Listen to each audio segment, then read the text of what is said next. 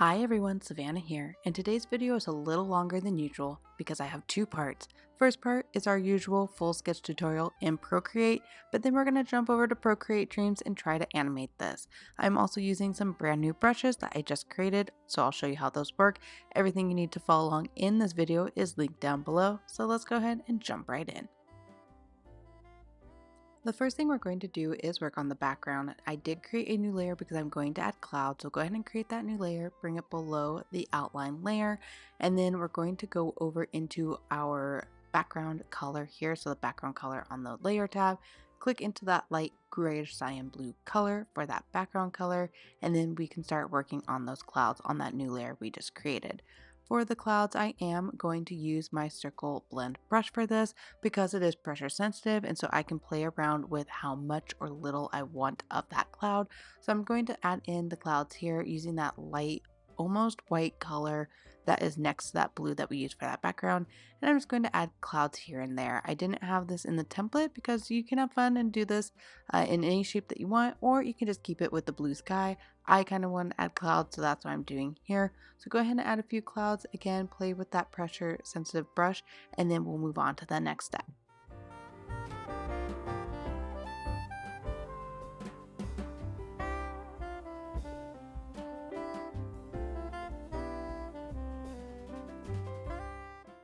Now I'm happy with these clouds, so I'm going to create a new layer right above the cloud layer, and we're going to work on the building. I'm grabbing that dark red color, my square brush for this, and I'm just going to fill in the shape. Now I don't want to add too many details to this building because I really want the characters in the scene to stand out. So we have the two characters from K-pop Demon Hunters, which if you've seen that, it's a very popular movie from this year, but we have Derpy and Sussy at the top there. They're newest additions to the Macy's Day Parade for Thanksgiving, and so I wanted to include them into this scene. And then I also did Woodstock and Snoopy because those to me are very iconic characters that when I think of the Macy's Day Parade, that's kind of what my mind goes to. And then, of course, a star balloon to represent Macy's. Now, what I'm doing here is creating the windows here. I grabbed a bluish color on a new layer, and I'm just going to trace and fill in one of the windows, and then I'm going to copy and paste that for the entire row here, and then I'm going to merge those together and bring them down, and that's going to make it go very fast. So I'm just swiping on that layer, swipe to the left on that layer that we just created, and then you can just select all those layers and pinch them. That merges them together. And then I'm just duplicating that and moving it over to fill in the rest of the windows. That's the fastest way to do that, but you don't have to do it that way. You can trace every single individual window separately if you want to, but this is going to be a fast way to just fill this in very quickly. So I did one row, I merged all of those windows together. So again, just select all of those layers, merge them together by just pinching the top and bottom of those layers like I'm going to do here, and that merges them, and then swipe left, click that duplicate button, and then you can drag that layer down. So that's what I'm going to do here, just to very quickly fill in the shape of the windows here. And it's actually the window frame that I did, not the actual window. We'll add in the window itself here in a second, but I'm going to grab that very dark blue color here in the color palette, and I'm going to do the same technique that we just did, but I'm doing this for the patio here and then the fire escape stairs there. So I'm just going to do one set of those and then copy and paste that across the entire scene, merge it, and then it'll make it go much faster. But again, if you want to do each of these individually, you can definitely do that. It will just take a little bit more time, but if you want them to be each unique, then that's the best way to go. But if you don't mind them all looking the same, then this is the easiest and fastest way to do that.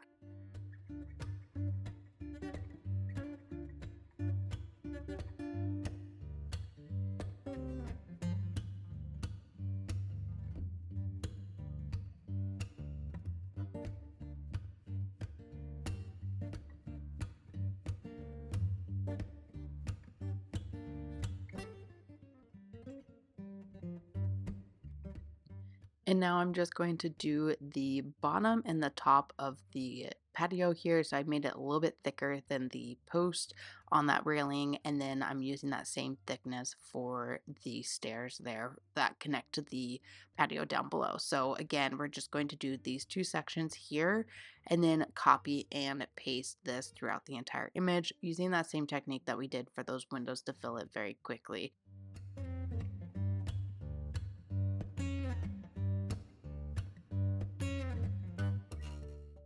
And now that we have that done, we're just going to swipe left on that layer, select duplicate, and then you can bring that down. You can, if you want to make sure that they're aligned, just make sure that snapping is turned on, and you'll see that here in a second in the bottom left.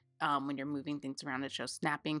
You want that to be blue. That means that it's turned on, and that will align things. So as you are moving things around, you'll see here that I have it aligned. You'll see these lines. You'll see that it's like it's showing the center line, whether that's vertical or horizontal, whichever way that you're moving it. It'll show that it's all aligned. That's how you know that they're kind of snapped into place, but you don't necessarily need that. You can eyeball it if you don't want to turn that snapping on.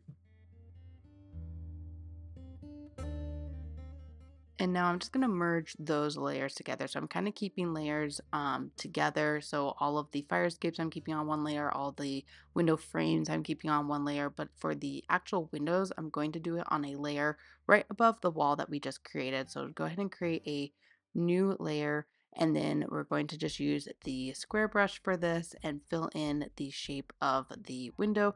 And you could do, again, the same thing here. You can copy and paste this filled in window, move it around to fill in all the other windows, and then merge it, move those down, and that would fill it quickly. Or you could just fill them all individually. I'm actually going to do the entire row, fill it in, and then I will copy that layer, move it down, do that again to fill all the windows, and then I will merge those layers together.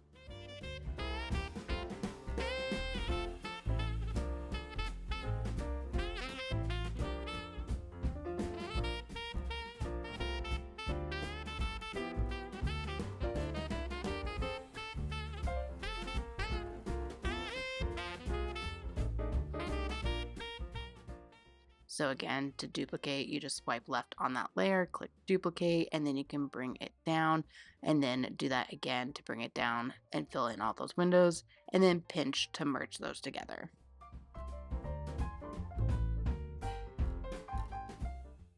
Now I'm going to create a new layer right above the wall layer. I'm grabbing that red color right next to the dark red that we used, and I'm using my square blend brush, and we're going to add some brick. Now I don't add brick across the surface of the entire building because that would take way too long.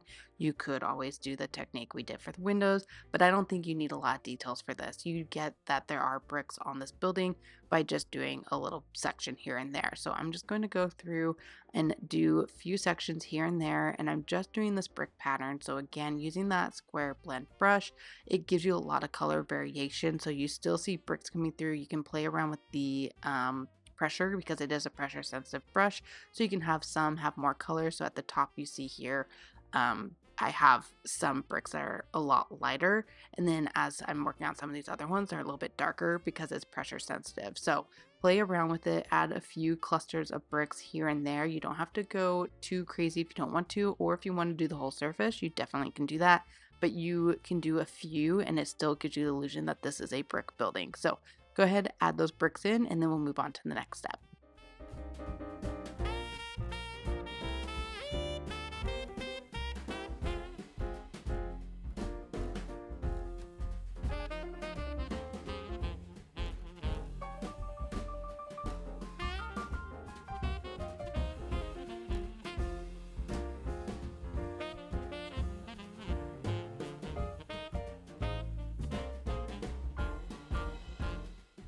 Now that we have that done, let's go ahead and create a new layer. I'm grabbing this brown color. It's kind of like a goldish brown color. I'm using the circle brush. I'm just going to trace and fill in the star here in the bottom left for the balloon that we have, or the star balloon that we have here. We will work on adding details here in a second, but I'm just placing colors for now, fixing the shape. So right now the shape on the right, the point on the right, is a little too thin compared to the one on the left. So I'm going to go fix all of this up, and then we can add in the shapes for the Snoopy and Woodstock balloon, and then we can add details in, and then Derpy and Sussy and all the other areas that we want to add in here, but let's go ahead and just add in the main colors for these shapes here.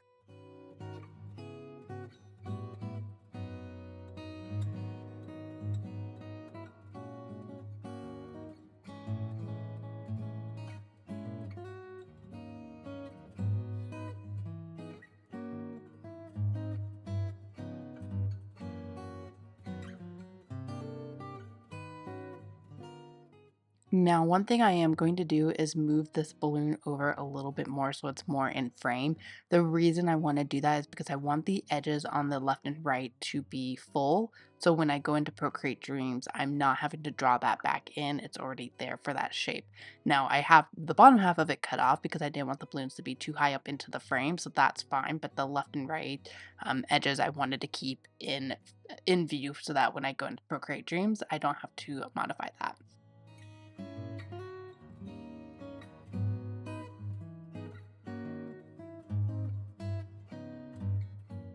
And now I am going to create a new layer and I'm going to work on Snoopy and Woodstock. I'm actually going to keep those on two separate layers. So I'm going to do Woodstock first. I'm grabbing that yellow color from our color palette and I'm just going to trace and fill in the shape of Woodstock here, and then we will work on Snoopy here in a second. You may have noticed I also turned off some of the layers that we filled in, mainly because it's hard to see with this yellow and the outline where to fill in the shape for Woodstock. And so I just turned some of those layers off. You don't have to do that if you don't want to. It was just helpful for me, but if you want to, you can easily just turn off the layers. You just click that little check mark on that layer and it will turn it off. It won't erase it, won't do anything to it. It just won't make it visible. Now I do see some of the windows I need to touch up a little bit, and I set that layer to alpha lock, so I'm going to turn the alpha lock off and just touch up the windows real quick while I'm thinking about it, and then we'll jump back over to Snoopy and add his shape in.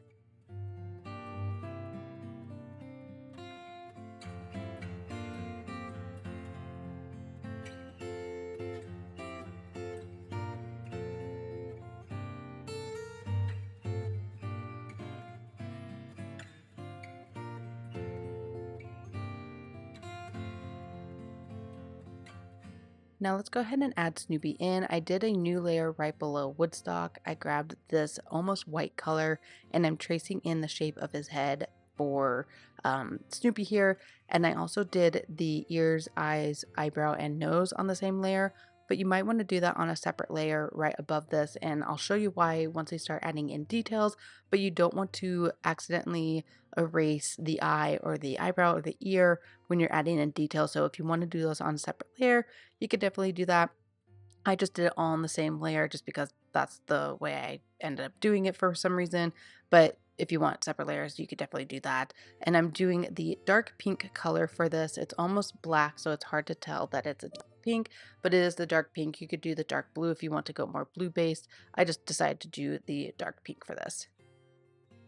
And then same thing for Woodstock. I just did it right on him, but if you want to do the eye on a separate layer, so when you add details, it won't erase it, then you can definitely do that. But I use that same dark red color for him. And now this is why you would want to do the eye on a separate layer. So I'm grabbing that brown color, that circle blend brush, and I'm adding some shade to the bottom part of Woodstock here. But because I did the eye on the same layer, I'm actually swiping over that. So I'm just going to avoid that because I did do those on the same layer. But if you did it on separate layers, you don't have to worry about that. So we're just adding in some shadows here and there on Woodstock using that same color we used for the star. And then I will just kind of soften it up a little bit. I am using that circle blend brush, so it will be able to blend out pretty nicely. But I'm just going to add some shade here, and then we will also add some highlights to make it look a little bit more like a balloon, a little bit more shiny like a balloon. So we will just keep building up these different balloons here.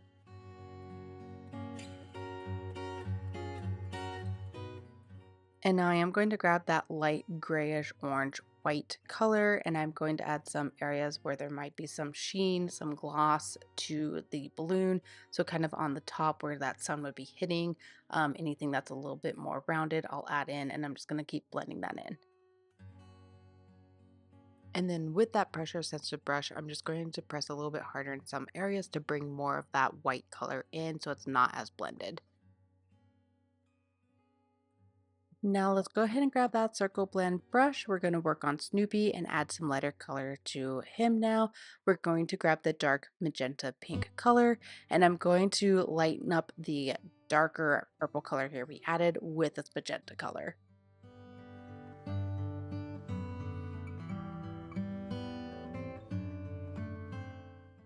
And if you went a little too heavy, which I didn't like how bright it was, I just grabbed that darker purple and went back in over top.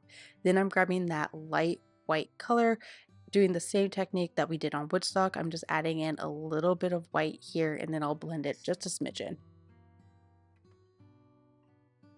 And I am going to grab some of those in-between colors here just to blend it out a little bit. So to grab those in-between colors, hold your finger on the color that you want to use and the color picker will pick it up. As you can see here, I'm just holding my finger down and then the top right showed that I grabbed that darker color. That's how you can swap between colors without going into the color palette or grabbing these colors that are kind of blended in between that aren't in that color palette. And then I'm just going to go over that with a little bit more white because I lost a little of that definition.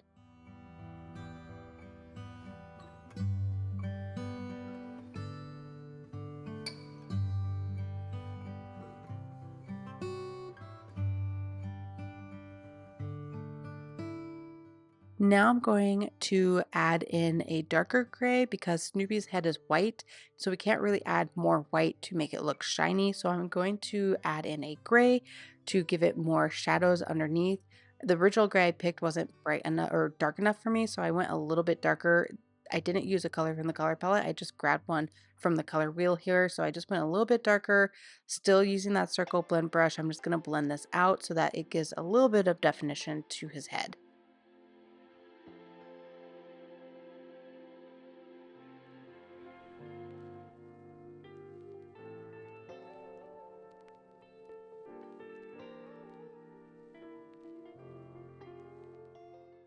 Now I'm going to grab that light grayish orange color again. And I'm just going to go over the top of the head here, even though I know it's not going to show too much. And then I'm going to go over the nose, eyes, and the eyebrows.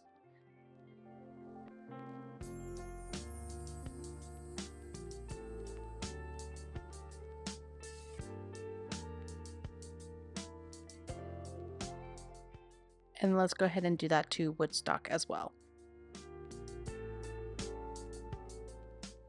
Now, if you added too much of that white, you can grab that dark color that we used as the base to blend it out a little bit. And then if you go too far, you can grab that lighter color again to add it back in. So I'm just going to keep working on this area just for a second to make sure it's looking how I want it to look.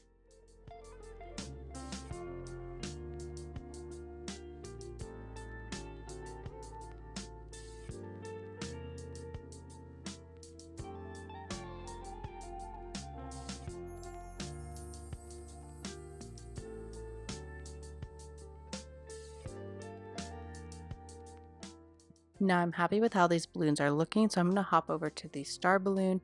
I'm grabbing this orange color and I'm going to add that to the top half of the balloon here.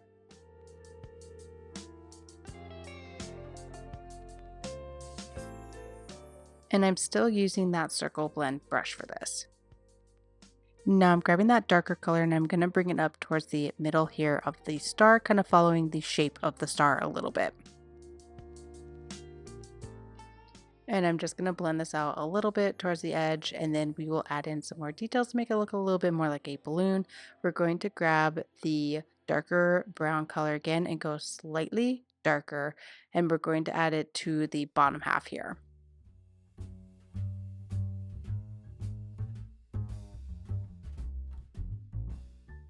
Again, we're just kind of following the shape of the star here, and if you go a little too heavy with the dark, don't worry, you can grab that middle in between color or that original color that we used for the star and blend it out a little bit.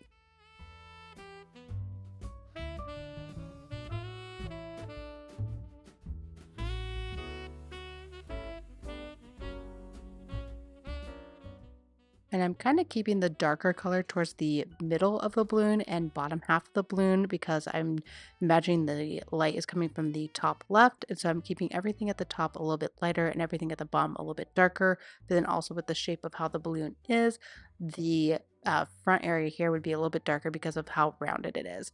Now I'm grabbing this lighter color that we use for the top half. I'm adding in some lines here. Now, when I was looking at the balloons for the Macy's balloons, they're kind of sewn together because they're so massive. They're sewn or stitched or however they're put together, glued together, um, with these seams kind of showing on the front of the star. So I'm using that circle blend brush to add in that lighter color. And then I'm going to use the smudge version of it. So still using the circle blend brush. And I'm just going to swipe it back and forth here. That's going to give it a little bit of a balloon look, like those seams have been glued or sealed together. And I'm going to do that around the entire seam that we just added, just using these back and forth swiping motions here. I'll show you a slower version here in just a second, but it's just using that smudge tool set to that circle blend brush. We're just going to smudge it back and forth to blend it out a little bit.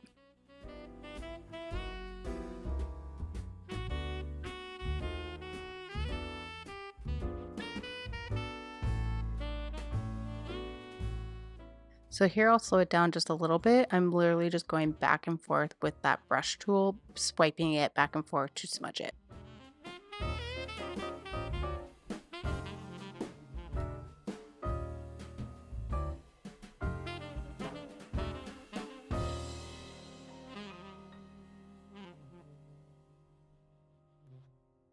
Now I'm going to brighten it up a little bit in the upper area. So I'm grabbing that light, almost white color for this upper area. I'm going to do that same technique of smudging that color out.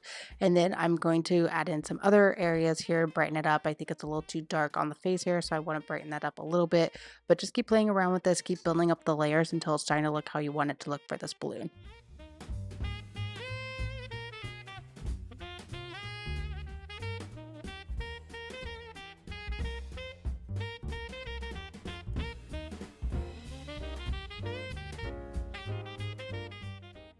And then I am adding a little bit of a white shine to the edge here.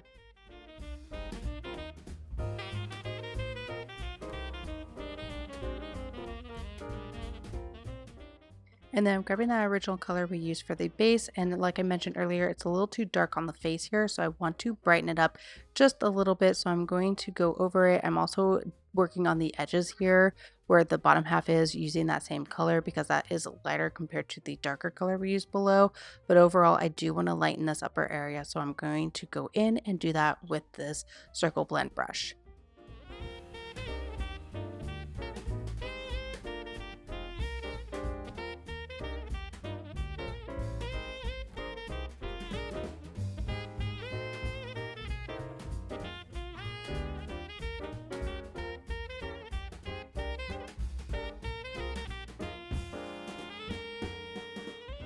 And I'm going to try and blend this out as much as I can because balloons are very shiny. There's not a lot of ripples or anything. They're very taut.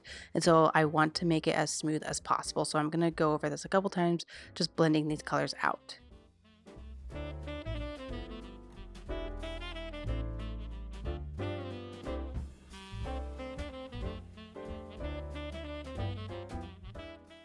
And now grab that lighter color again, and we're going to lighten up some of the areas. Just keep blending it out until, like I mentioned, it's looking how you want it to look for this balloon.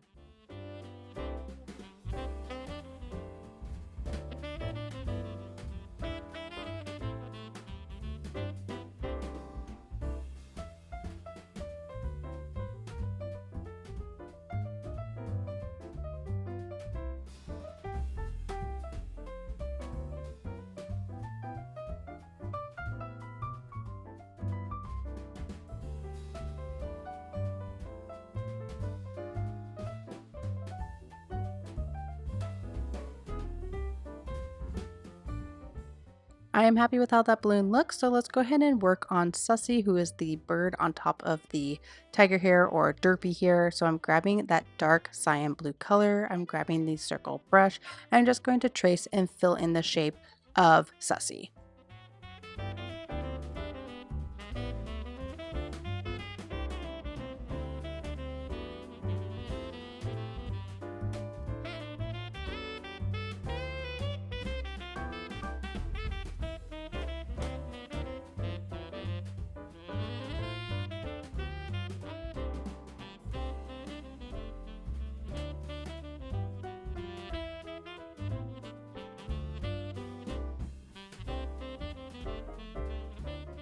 And if you want to fill things very quickly, just grab the color from the picker at the top right and drag it across the screen. And then before you let go of the Apple Pencil, you can move it left and right to change how much or little you want to fill in the space. As you saw, if I moved it all the way to the right, it filled up the entire screen, which is not what we want. So I just slid it a little bit to the left. But before we add in the details, just make sure your edges are looking how you want them to look before we do that.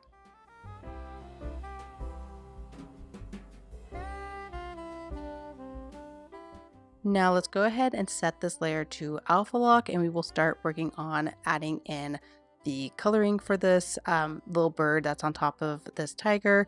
I'm grabbing that dark magenta pink color, but I'm going to go a little bit lighter, almost white for this color, still keeping that pink color there. And then I'm grabbing that circle blend brush and adding some white coloring to the chest of the bird here and near the wing. Now the head is going to be dark and then the wing will also be a little bit lighter, but we will kind of trace it back with a little bit dark because there's a little bit of patterning on this bird. And then I went a little bit more dark with that color and I turned the outline layer off so I can see how it's blending. Again, using that circle blend brush, you can blend this coloring out very well. And you can pull in colors from the color palette as well if you want to. So I'm grabbing that very dark magenta color. I'm adding in a little bit of blue just to give it a little bit of color variation. I'm just going to very lightly go over the surface with these colors. And I did pull in a little bit of white because it is a white chest there, but I wanted to kind of darken it underneath for the shadows where the purple are.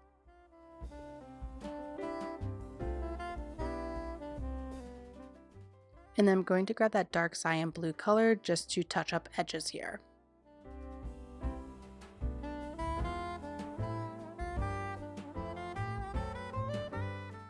And then let's go ahead and add the patterning as well. There's a couple dots on the front here, and then there's also this kind of bullseye target on the wing. So let's go ahead and add that in and the shape of the wing as well.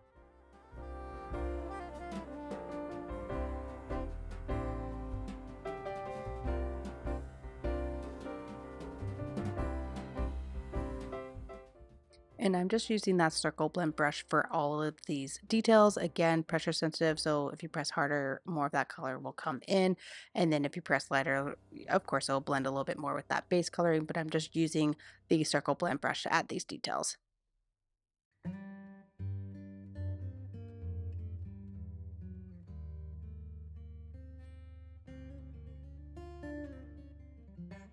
And now let's go ahead and add the eyes. There are 3 eyes on this bird, so we're going to grab the yellow and do 3 eyes, and then we'll grab that darker blue color to do the pupils. And I did do these on a separate layer because I have an idea to animate these eyes. So I did it on a new layer right above the layer we did for the bird so that we can have it as a separate layer when we go into Procreate Dreams.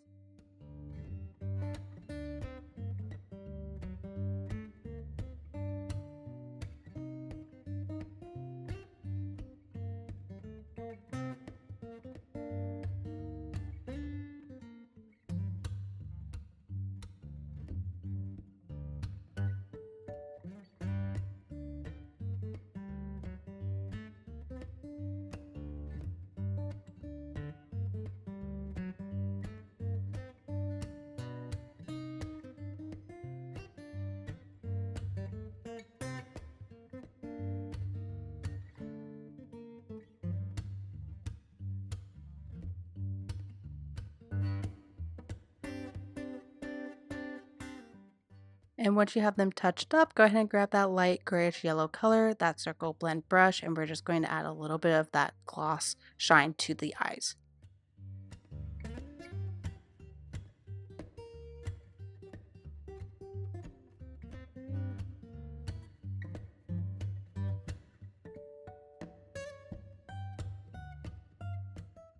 Now I am going to add a little bit of that magenta color on the back side of this bird just to give it a little bit of color variation between the hat and the bird. And I'll do the same thing a little bit on the hat just to give it some color variation so it's not just one color.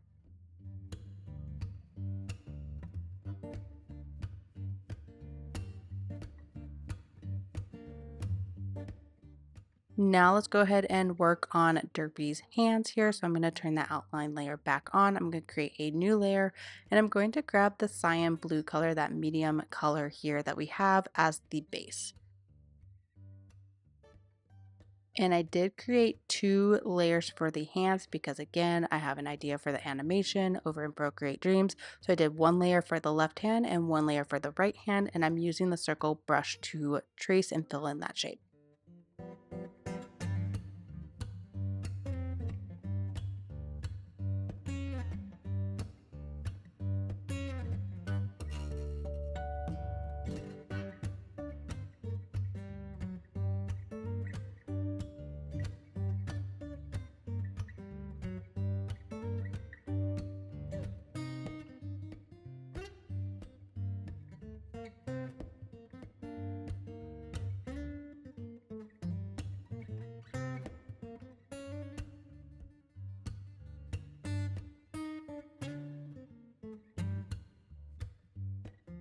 And then just turn that outline layer off and adjust the edges before we start adding in some details. Now on a new layer below the paws that we just added, we're going to add the shape of the head. I'm just going to use that same blue color and trace and fill in that shape.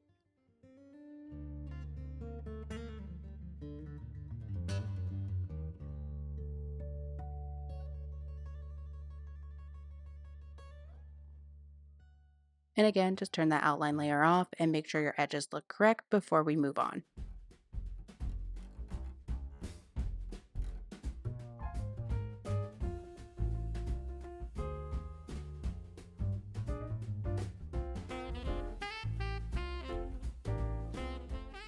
Now go ahead and set all of those layers to alpha lock for now so that we can start adding in details. I'm going to start with the hands or the paws here, and I'm going to grab this lighter cyan blue color, the circle blend brush. I'm just going to add that hair-like texture to the paws here, and also going across where the nails are going to be. It's a little bit lighter of a color, so I'm adding the blue here first, and then I'll go in a little bit lighter with that almost white color to brighten it up even more.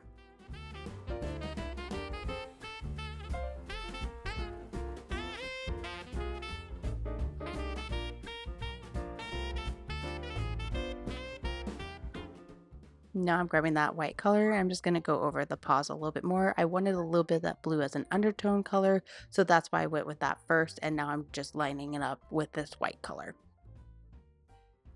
Now grab that original blue color we used, and we're just going to swipe down in between where the paws are going to be just to give it some hair-like texture and show that there are separate fingers here.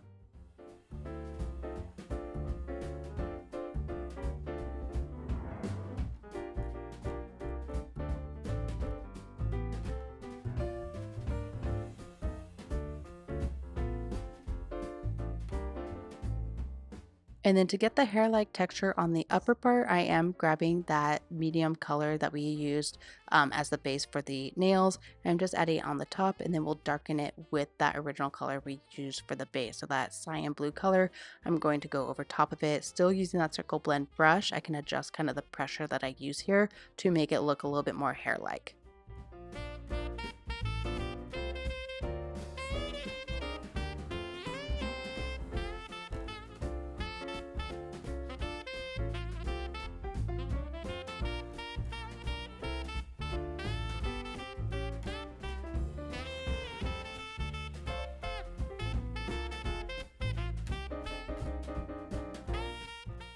And then feel free to touch up any areas. We will work on these a little bit more towards the end, but I'm just kind of starting this as the base and bringing the definition between those fingers here just a little bit lower. And then I'll also add in the nails.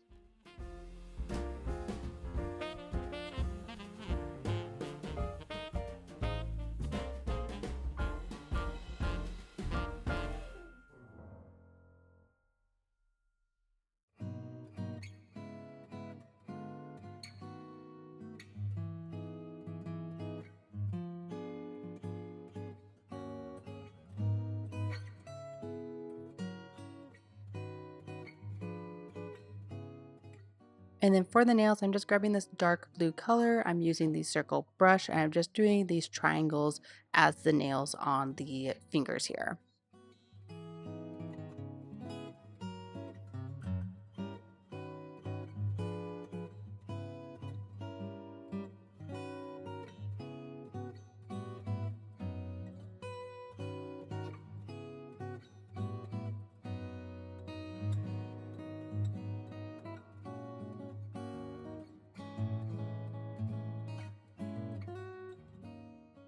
Now let's go ahead and work on the mouth. I will do this as a new layer right above the head layer that we created. I'm going to grab this really dark pink color here for the inner part of the mouth, and then we'll use a little bit of the magenta color around the edge. So go ahead and trace and fill in. We'll use that circle brush for this, but trace and fill in that color.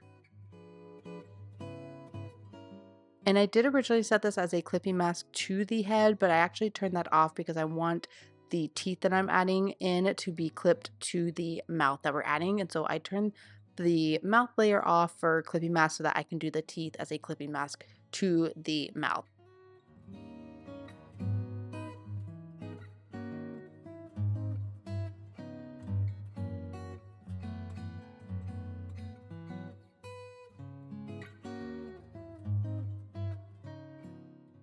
Now let's create a new layer. We will add the teeth here in just a second.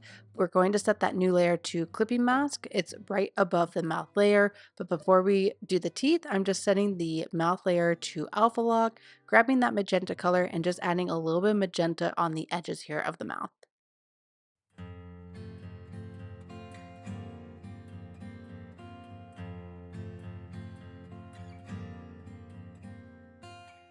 Now grab that light grayish orange color and we're going to use that for the teeth.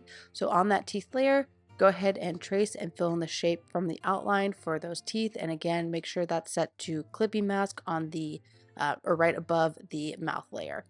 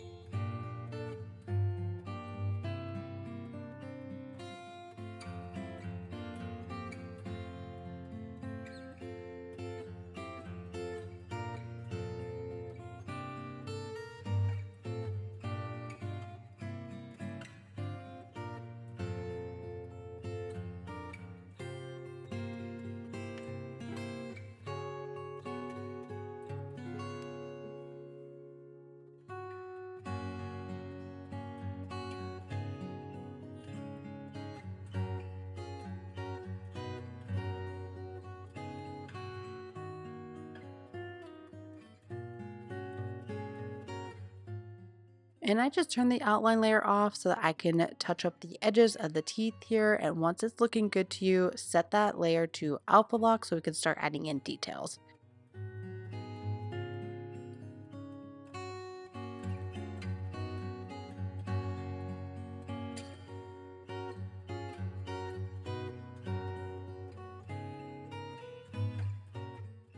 Now go ahead and grab this grayish blue color, grab that circle blend brush, and because these teeth are set to alpha lock, we can start adding in some shadows to this. So I'm going to add some shadow starting with this grayish blue color. I'll grab one more color to darken it just a little bit towards the edge, and then we'll move on to next steps.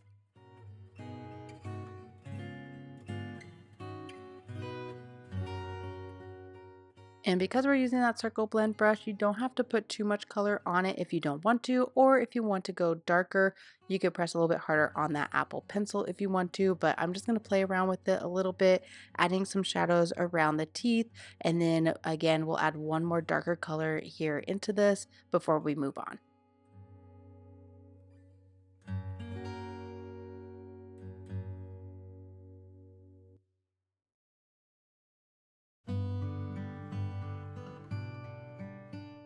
And you can also grab those in-between colors if you want to. You can grab the original colors from the color palette to blend out even further. And if you go too dark, don't worry, you can always grab that original color and just very lightly with that circle blend brush, go over all of the colors to brighten it up a little bit.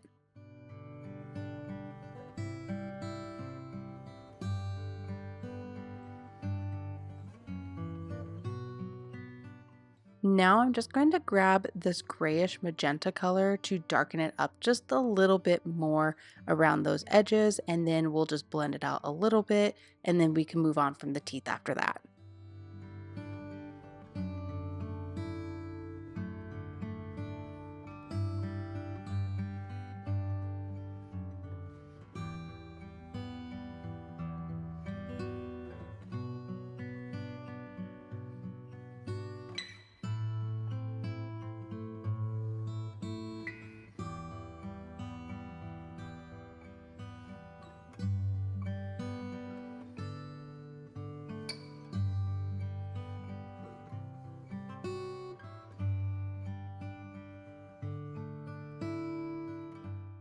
Now let's go ahead and create a new layer right above the teeth, and we're going to work on the eyes. And I am going to have the eyes on two separate layers, and I'll explain why in a little bit. But grab that really dark cyan blue color, your circle brush, and we're just going to trace the shape of the left eye first, and then we'll copy that and flip it to mirror onto the other side.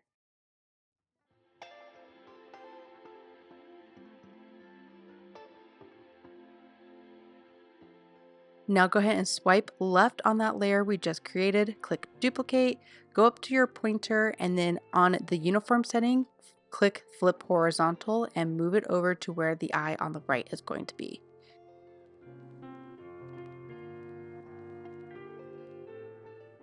Now we're going to create two new layers, one below each of the eyes we just created, and we're going to fill those in with a purple color. This is going to be the base of the eye, so it's a kind of a dark magenta pink, a little bit lighter than the other one that we have, but we're going to just trace and fill in this color for both the eyes on two separate layers.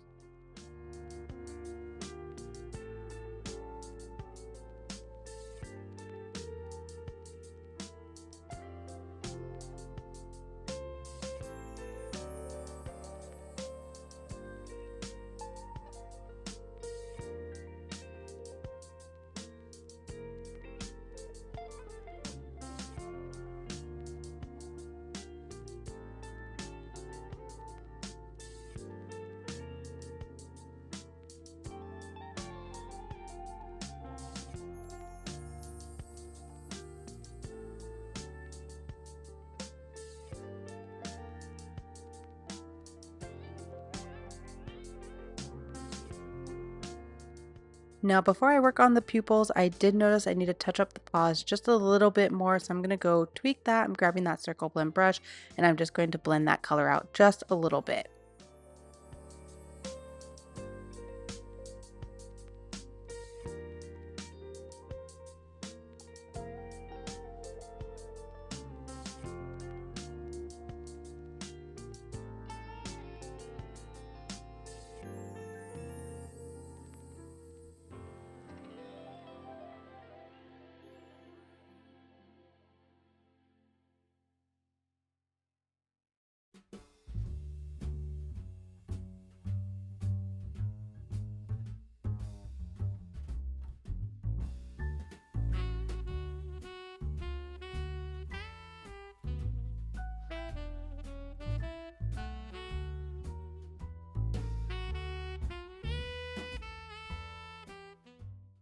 And now I'm going to work on the pupils of the eyes. I'm actually going to do these on two separate layers above the purple eye layer that we just created. And I'm using the red orange to start with that circle blend brush.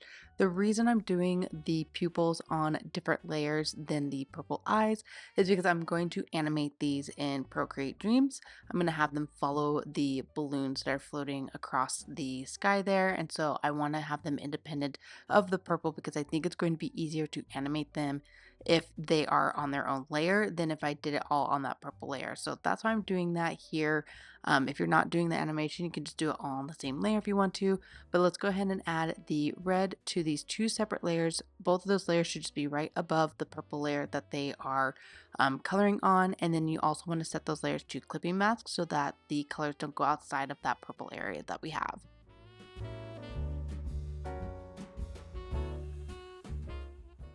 Now I am going to make the centers of these a little bit more colorful with that pigment. So I'm just going to press a little bit harder on the apple brush, but then we are also going to grab in a yellow orange color to go even further into the center for the eyes here. And then we have like a yellowy green color as well.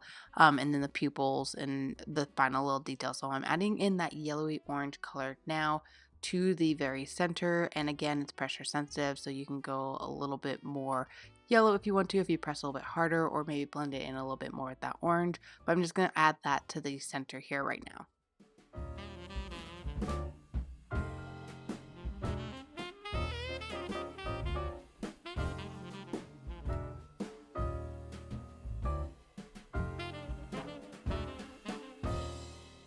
And then I am going to turn the outline layer off so that I can touch up the edges of these colors. Now I'm using the yellow orange to touch up the edges, but if you need to pull in any of the other colors, you can definitely do that. If you want to do that red orange color, that would blend nicely between the magenta and that yellow here. But I'm just going to touch up these areas first, and then we'll keep adding to the eyes.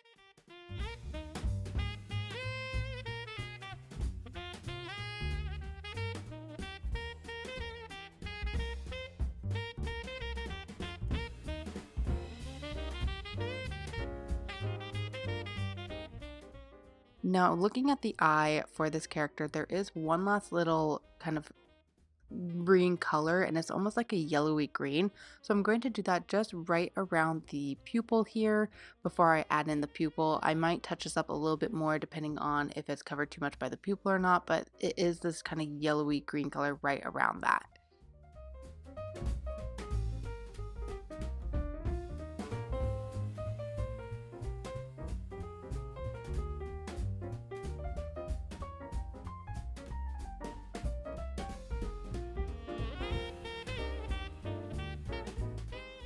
Now let's go ahead and add that pupil. I'm just going to use that dark blue cyan color here, and I'm going to switch over to the circle brush. So for the eye and the colors, I've been using that circle blend brush, but for the pupil, I want to do the circle brush because I don't want it to blend. I want it to be a solid black.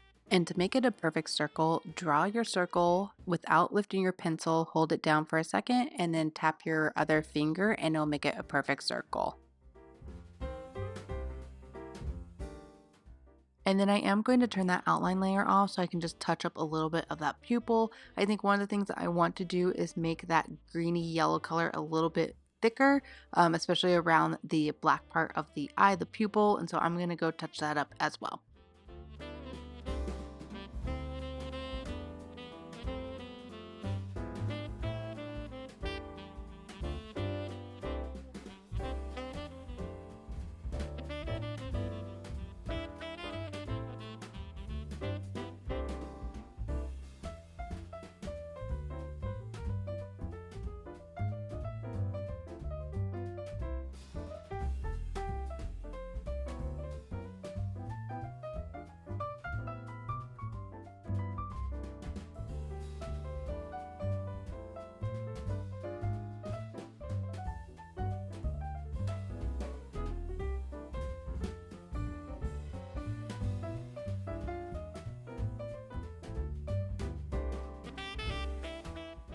Now I'm happy with how the eyes are looking, so I'm going to add a new layer right above each of the eyes.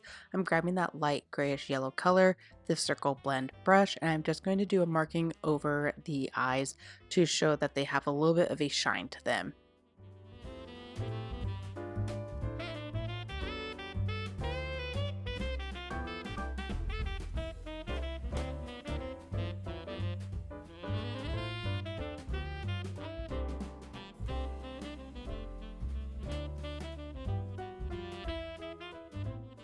Now let's go ahead and jump back to the fur and work on that for Derpy here. I'm going to first add in the nose and the ears. So I'm using the very dark magenta pink color for this, that circle brush. And I'm just going to trace along the nose here and then again adding in that inner part for the ear.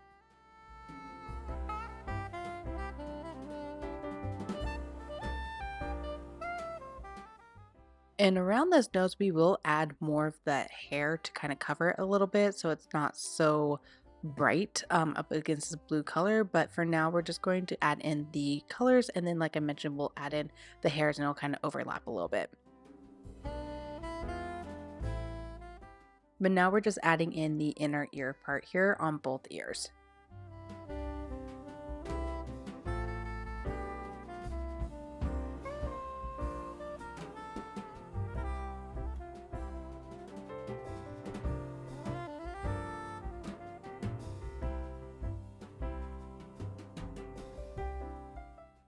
Now we're going to add in some lighter blue color around the eyes because it is lighter around the eyes. I originally put this layer, I did a new layer, but I originally put it above the eyes, but I ended up putting it below the eyes because I didn't want hair to kind of be around or over the eyes. I really wanted those to stand out, especially because we're animating them. And so I moved this layer below the eyes. So go ahead and do that right away. But again, we're just kind of filling in this blue color. We're not being too mindful of it to look like hair at this moment because we're going to build up the layers a little bit, but we're just adding in this light blue around. I have the outline around the eyes of where to fill it in. We're just going to add it in there.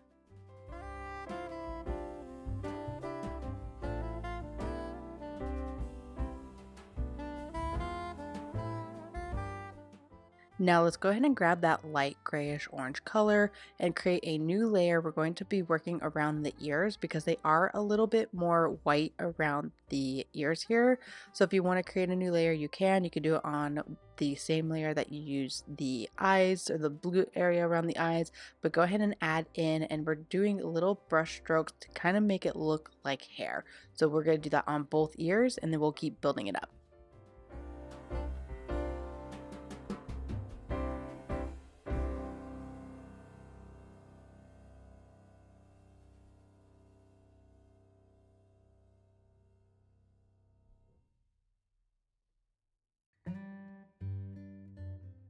And now let's grab that original blue color we used for the base and go around the ears. Now I did not set this layer to alpha lock because I want to have that hair kind of sticking out the edges. I didn't want to be such a hard edge. And so I'm adding in with little brush strokes around the edge of this ear to make it look more like hair.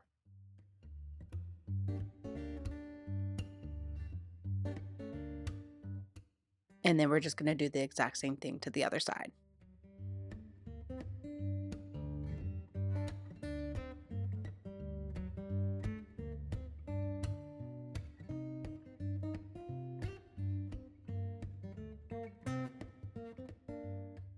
Now I'm going to add some of that lighter blue to the whole head here. And I'm doing that because I want to be able to bring in that original blue we have as the base, but I want it to look more like hair. So I'm doing a very light covering of this light blue color, and then I'll go back over it with the blue that we use as the base for the head to make it more hair-like texture because we need some color variation. You can't just do that same color on top of each other because it won't show. So I'm going to show you how I add in some color variation here. I'll add in a little bit of a dark color as well, and then I'll go over it with that original blue color that we used for the head here in just a second.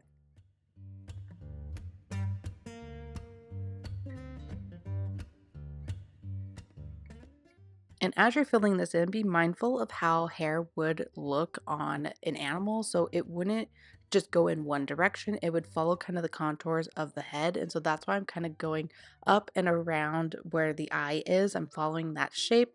And then around the mouth, I'm just kind of following that shape as well. And so just be mindful of that as you're working on adding in this coloring. And then I'm going to go over the nose here a little bit. I do go a little over than what I would like to do, so I will erase a little bit of that, but I wanted to blend it in a little bit with the nose.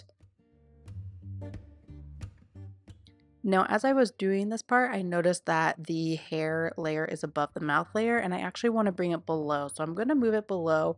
But if you want to keep the hair layer above the mouth to have that hair texture like we did around the ears, you can definitely do that. I just didn't want that for my image. And then what I'm going to do is grab that dark blue color and add in a little bit of dark coloring on the head as well. And then, like I mentioned, we'll go over it with that original color to soften it and not make it so bright or so dark with these colors that we just added.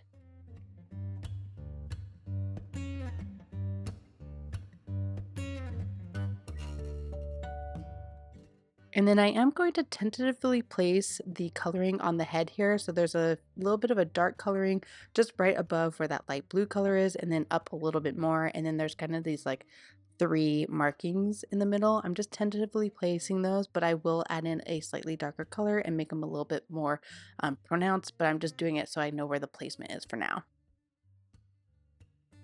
And then I am going to do darker hair towards the bottom of the head here because it would be in the shadows. So I'm just going to add that in here. And then, like I mentioned, we'll go over it with that original color. If you go a little bit too dark, don't worry. You can go over it with that original color and it will lighten it up quite a bit.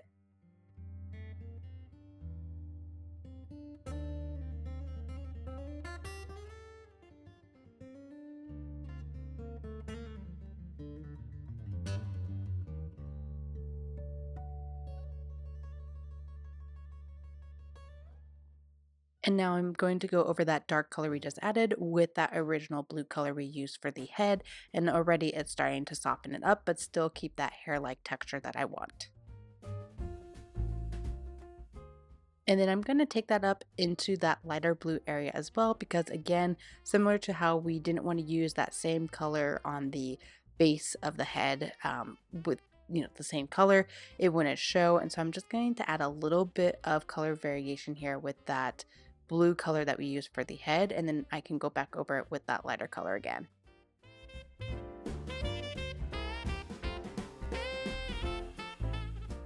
And now I'm grabbing that lighter color and just going back over it to lighten it up again, but still keep that hair-like texture.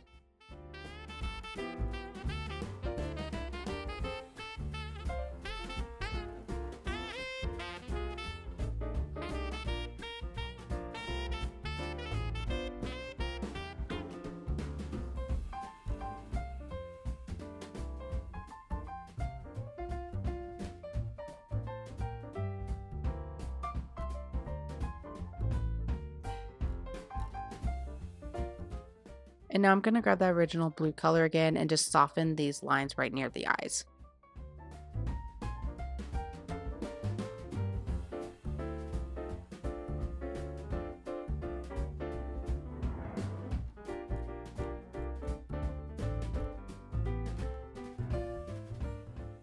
And then I'm just going around the nose again with that same color we're using just to soften up. I will erase a little bit of it so it's not covering the nose too much, but I just wanted to add a little bit of that texture. And then I went a little too dark, so I'm just lightening things up with that lighter cyan blue color.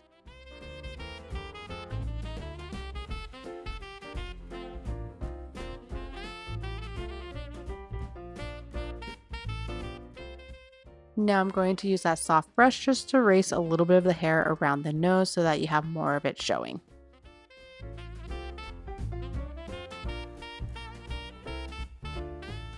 Now grab that original blue color that we used for the base, and we're going to go around the edge to give that hair-like texture. So I'm going to go do that really quickly so that it looks like there is actual hair on this tiger or on Derpy.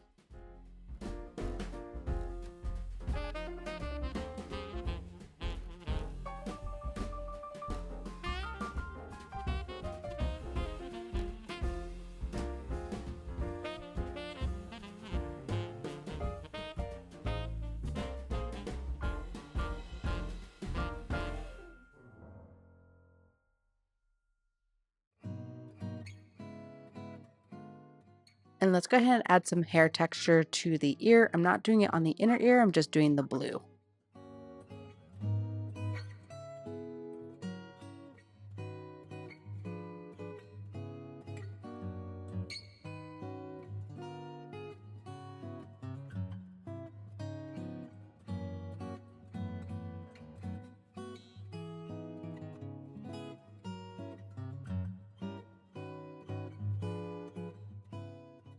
Now let's grab that dark cyan blue color and let's add more of that hair to these lines here. So we have the three dots in the middle and then these markings right above the eyes.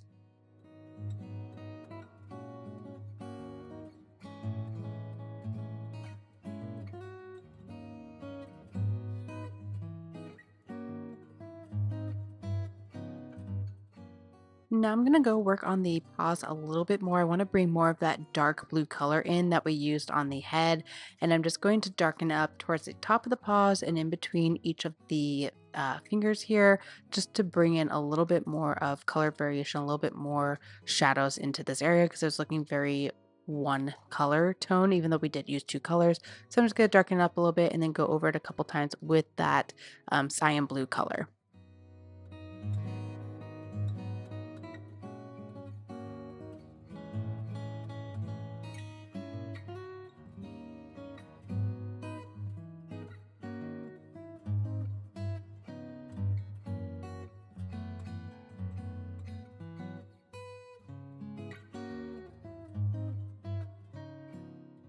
And still using that circle blend brush, I'm just going to go over the paws a couple times with these different colors to blend it out until it's looking how I want it to look.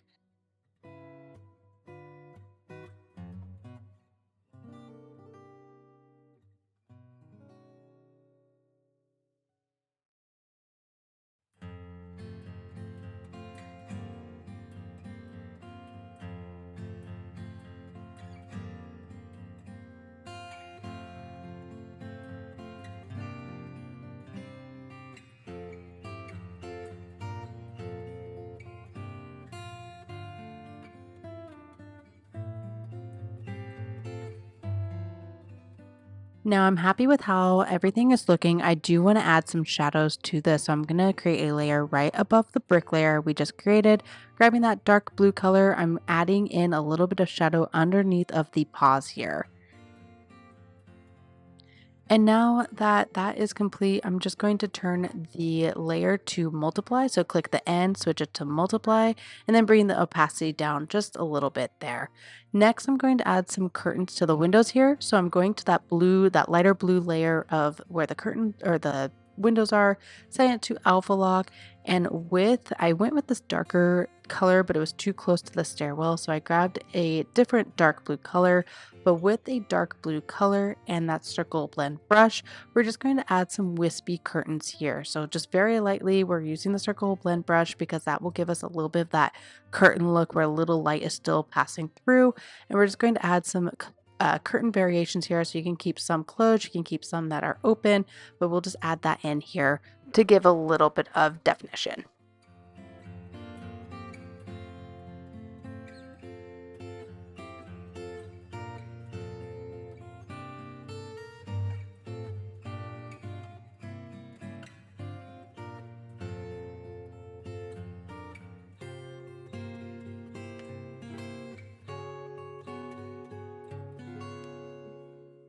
And then I am going to grab that light grayish orange color, still using that circle blend brush. I'm just going to add a little bit of shine to the windows here so that it does look like windows, that there's that little bit of reflectiveness against them.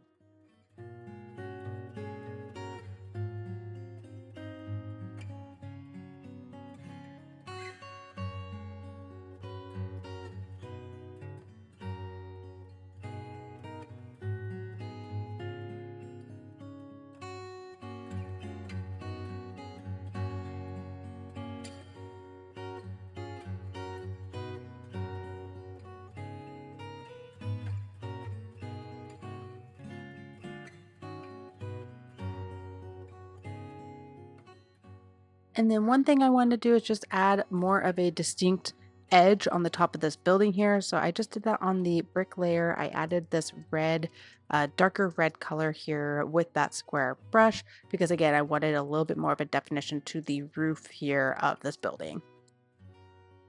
And now I did create another layer above the red building, but below the brick layer.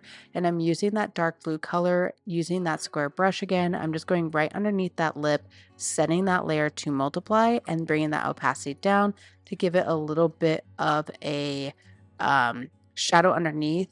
And I actually end up moving it above the brick layer because the bricks and that edge of that building are on the same layer. So I just moved it above to give it the look that there is a little bit of a lip there with the shadow.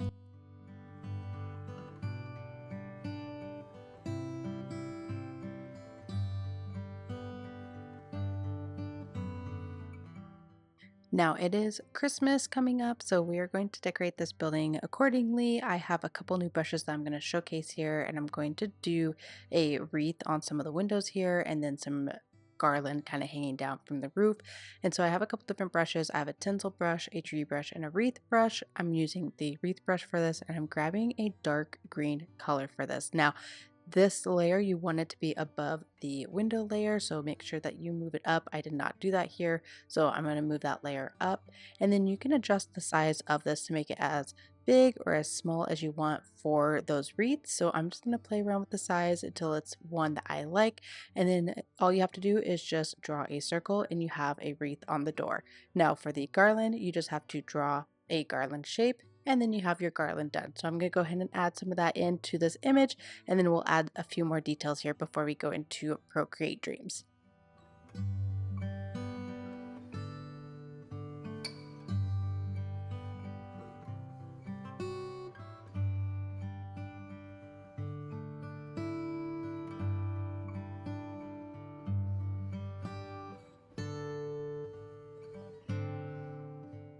So now I'm just going to do that garland here, and again all I'm doing is drawing in that garland there. You can make it as droopy or as taut as you want against this building. I'm going to keep it about this kind of droopiness, and then I'm going to add just a few more wreaths in here, and then I'm going to add some red berries to the wreaths, kind of like maybe cranberry to the wreaths here. So I'm grabbing that circle brush.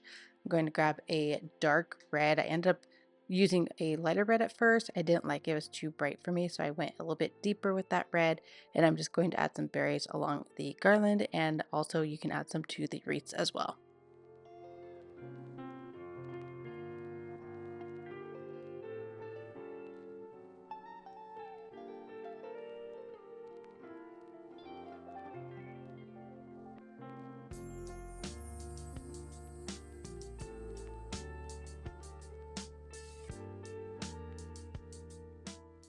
Instead of adding berries to the wreaths, I'm actually going to add just red bows. I'm still using that same color, that circle brush. I'm just going to add a bow to each of the wreaths.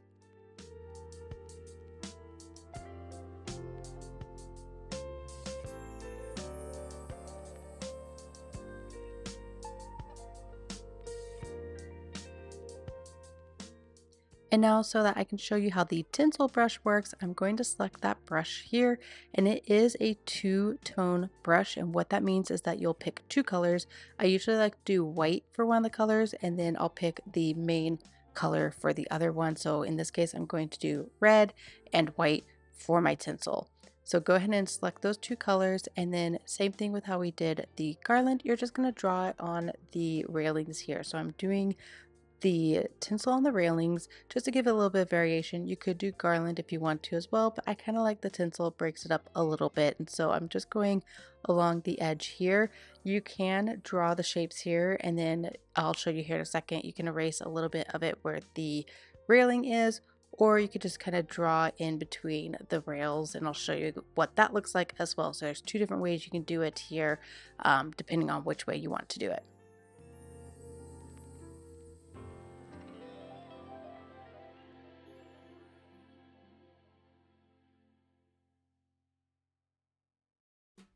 So the first way, I just drew it exactly like this, and then I'm going in and erasing a little bit of it so it looks like it's wrapping around the railing.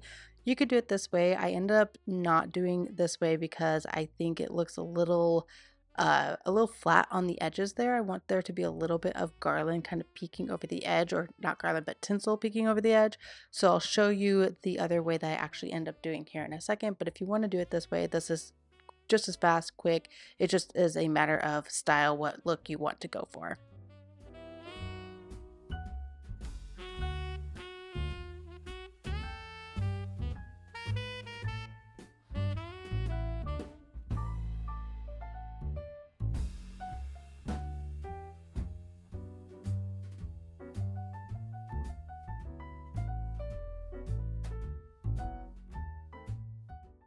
So I'm just going to erase this and show you now the other way that I am going to do it. So I'm just erasing that tinsel real quick and then switching back to the tinsel brush. I'm just going to draw a little bit, take a little break where there might be a rail there, and then continue drawing. So it's giving it a little bit more tinsel that's kind of hanging over the edge, which is the look that I kind of like. So I'm going to do that, but I am going to erase where these stairs are because the stairs, I want this kind of tucked in behind where those stairs would be.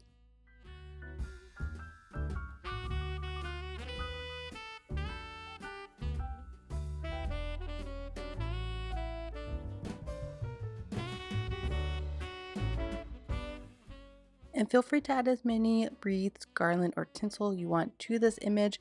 Once you get it done looking how you want it to look, we'll jump into Procreate Dreams.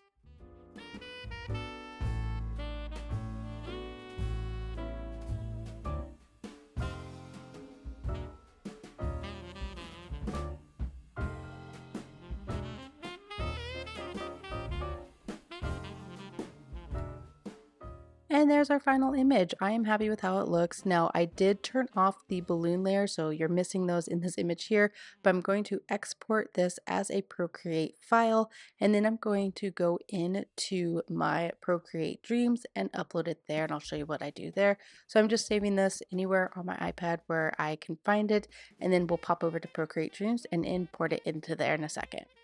Now in Procreate Dreams, hit that plus in the top right. This is going to create a new movie, and then hit the three dots. I'm going to change frames per second to frame by frame. I'm mainly just doing this to dabble in animation because I've not used this much before, and so I don't need to do anything too crazy yet. And I'm also changing the duration to 10 seconds because again, I'm not doing anything too crazy, so I'm just trying it out. Then click empty and it's going to pull up your movie for you. Then click where it says Dream 1. And I'm changing the size of this to match our image that we created. So I'm doing 3600 by 3600. The reason I'm doing that is because our image that we create, if you're using the file template that I have uploaded, it's 12 inches by 12 inches. And then you are having it at 300 DPI. So we do 12 by 300. That gives us that 3600. Now go ahead and click that plus. We're going to add in our Procreate image here. So I just found that on my files there, and now I'm uploading it, and then we will work on animating it. Now that this is imported, what we want to do is convert these layers to tracks, and that's what's going to help us animate each of these layers here. So you just hold your finger down until pop-up comes up and then convert to tracks, and now you see all of the layers here that we just created over in Procreate. And I'm turning the balloon layer on, and I'm turning off the shadow layer behind the balloons because I'm not going to worry about animating that in this image. Now we're going to work on moving the star layer first. And so what we're going to do is you click on that track, move that clip over all the way left, click it, and then it'll say move. And then you want to move or resize this image. And you want to put a place marker at the beginning and at the very end. So what you do is you just click somewhere on the track there, and then you press that button again, and you should see that little symbol there if it worked correctly. If it's not showing there, then you just have to go through those steps one more time, but you should see a track marker there at the bottom. So as you can see, when I start playing this, there's that little red mark there. That means that that is where that position is going to be. And so the reason I'm doing those at the beginning and at the end is because I want it to go back to that spot so you can loop it. Now, when you want to move this, there is a circle next to that play button. There is a circle that I clicked. And now every time you move this layer, it's going to record. So you can see in the bottom left that time is going up and up and up. That's because every time I'm moving that star, when I have it on that recording, it's adding time to it because it's following your motion. And so I'm going to do this, move it around, and then when I have it off the screen, I'm going to drag it behind closed doors essentially, so around the screen, so that I can loop it back in from the right side. And I'll show you what I mean here in just a second. I'm just making sure that place marker is at the end so that it's staying in that position at the end that I want it to stay in. Now, the other thing you want to keep in mind when you're doing Procreate Dreams is if you're zoomed in, it's only going to play that section where you're zoomed in. So if I was just zoomed in here and was playing it, it would just repeat this section here. It wouldn't repeat it from the beginning. So see how it's just repeating here. Now, when I zoom out, it will play the whole thing. So it's showing me how I'm moving it. That's the opposite direction of how I want to do it. So I'm just adding some place markers to help it along. But now I'm going to go in at the beginning and we're going to move this like I mentioned. So you hit that circle and I'm just dragging him up and down, making sure that the bottom of it doesn't come up into the screen because then there's no star there at the bottom. So I'm just being mindful of that. And then see how I just dragged it underneath the frame. I did that so that it can come over onto the right side. Now, there might be better ways to do this. This is kind of my first time doing an animation of this scale in Procreate Dreams, and so if there's other ways, drop them down in the comments below, but this is the way that I found to work for this. And then I'm just going to find a spot in the timeline again. I'm going to click into that circle again, and I'm going to move it around until I like how it's looking. Now you can do this over and over again. I found if you just go back to the frame where you want to redo it, you can do that over. And so I was trying to get this perfected. This is the first thing that I was trying to animate. So there's a little bit of glitchy stopping here and there. So I just went through in different sections. So like, let's say at 5 seconds, I want to change it. I'll just pause at 5 seconds and then I'll hit that circle button, which is like record, and remove it along a different track than what it was before. And just keep messing around with this. It does take a little bit of time to learn. And again, I'm still a beginner at this. I am not a pro in Procreate Dreams. I'm not a pro in animating at all, but this is just my process, how I got this to animate. And so if you want to do that as well, you can definitely do that. But there's a lot of different options here. I haven't look too closely into all the different options there for each track. I did a few just based on what I wanted to do with this image. I figured out how to do those, and that's what I did here. So now I'm going to animate Snoopy and Woodstock. I'm doing the same thing. So I click the very beginning. It'll always start at 0.001. You can't do 000 for that time or that starting time. So I'm going to start there, put a place marker at the beginning and then also at the end, because those are the two spots there. I want them to be the same, and so I want to have a marker there so I can move it around in between those two markers as much as I want. As long as I don't overwrite that, it will go back to those spots.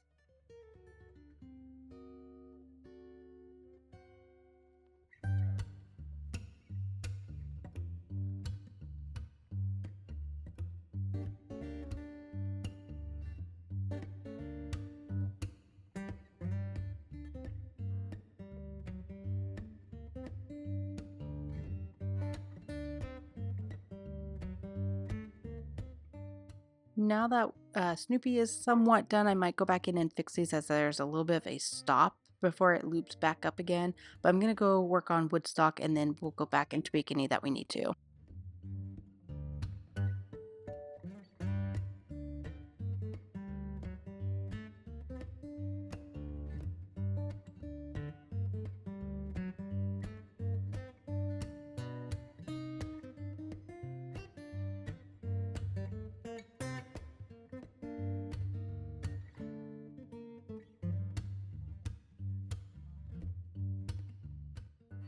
So this is where I was talking about how you can pause it and remove the Woodstock. And so I didn't like how he was looking here. So I'm gonna let him loop back around. Then I'm going to pause it when he's on the other side. And then once I grab him and start moving him, it will reset that section here with that new timing. So easy to fix.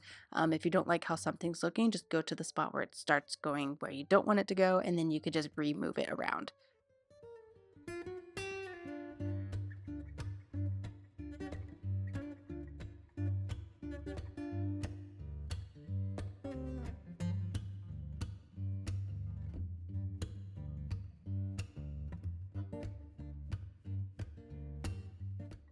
And here you can kind of see that Woodstock kind of jerks back.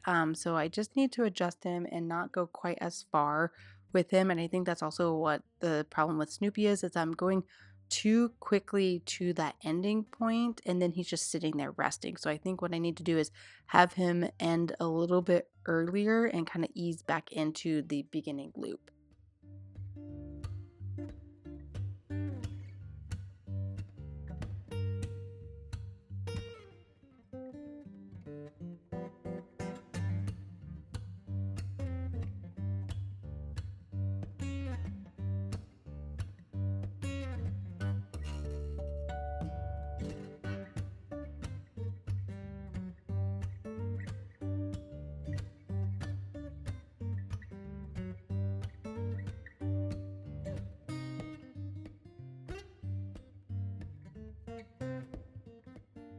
And I kind of been looking at the tracks, letting them play out a couple times just to see if there's anything that I wasn't a fan of. I wasn't initially a fan of the stopping, but I'm okay with it because, with parades and floats and things like that, sometimes you're stopping because people in front of you are stopping. So we're okay with this. If I wanted to, I might come back to it, but let's go ahead and jump to the eye. So I'm going to grab one of the eyes, and remember, we did this on a separate layer. So the pupil and the coloring of the eye is what we're going to be moving. We're keeping the purple as is. So let's go ahead and jump. We'll work on the eye to the right and then the eye on the left and then go from there. Now we're just going to do that move and scale option again for this, but make sure you are selected on the pupil. I was actually selected on the purple eye, so I'm going to switch over to pupil, click that clapperboard, and that will pop up that menu, and then you can select the move and scale. And we're just going to move it to the left and then back to the right, just like I did here. It's following the Snoopy and Woodstock balloon.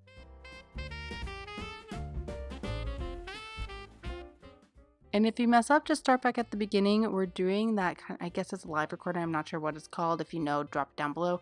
But we're just hitting that circle button, and then as you're moving it, it records what you're doing. So we can do this as many takes as we want to get it right. But I'm just going to do it a couple times, and then if it's looking good, I'll move on to that left eye.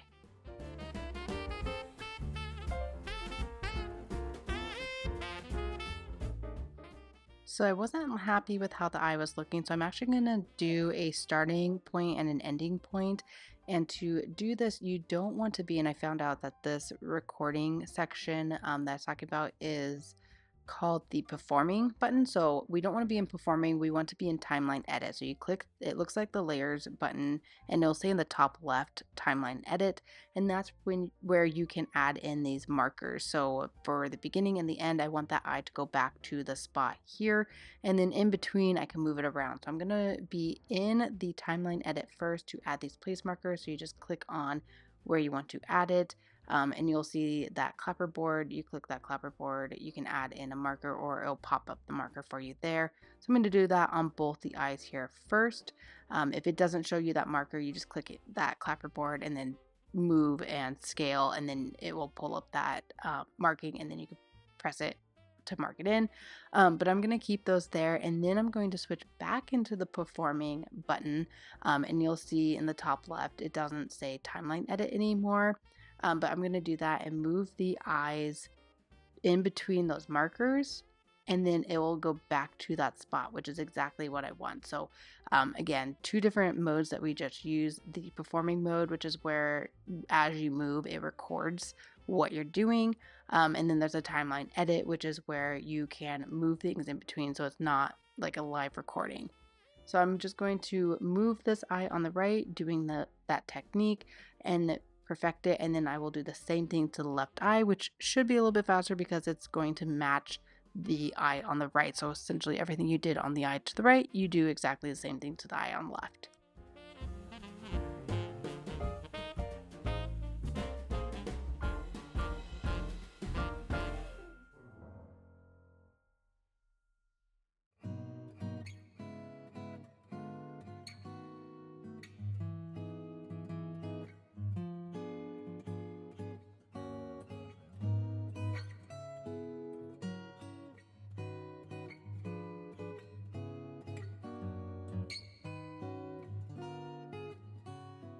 Now I'm pretty happy with how these eyes have turned out. So now I'm going to work on Sussie's, because we can't have one without the other having some sort of animation. So let's go ahead and work on Sussy. here next. Now let's go ahead and create that new layer above Sussy's eye, and we're going to click into the draw and paint section, and we're just going to essentially draw over the eye. So I'm going to draw halfway over the first eye on the top here in one frame, and then the next frame I'll draw fully over it while doing half on the next eye, and then so on and so forth until we have it kind of blinking. Now I did import my brushes over into this into Procreate Dreams, so if you want to do that, you can, but you can use any brush that is already in Procreate Dreams. Now I did mess around with the length of this frame. I went a little longer originally, but when I added in more of the blinking eyes, it was a little too slow for me. So I went to the shortest frame, which is the default when you start painting in here. I went to that shortest frame. I liked it better. It was faster blinking. I didn't want it to be super slow. So if you want to make it longer, all you have to do is just kind of hold on the right side and drag it. So it'll kind of highlight one side of the frame here, and then you just drag that out to what length you want. But again, I just kind of went with that default length because it just felt more natural. Then you can also duplicate the layer. If you just click onto layer, hold it down, and then there's an option to duplicate. You can do that if you want to, or you can just draw them out manually. So it will show you frame by frame here. So it'll show you what the previous frame was covered, or what you had covered. So you can kind of go off of that if you want to. But since we're really only just covering half the eye and then the full eye, it's not as hard. So you can see here, there's a little bit of a purple frame there, because we're only covering half the eye. It's not, we don't have to line it up as well because we're going from half eye covered to full eye covered. So now I'm going to do the opposite. I'm going to slowly cover all the eyes, and then I'm going to slowly uncover them, starting with the top eye. Since that's the first eye that closed, I'm going to do half an eye closed and then fully open, and then the middle one, when the top one's fully open, the middle one will be half opened, and then the top one will be fully opened, and then continue upwards from that. So when the middle one's fully open, the bottom one's half open, and then they're all open. And then I'll show you kind of how I duplicate and added this to a couple spots in the scene.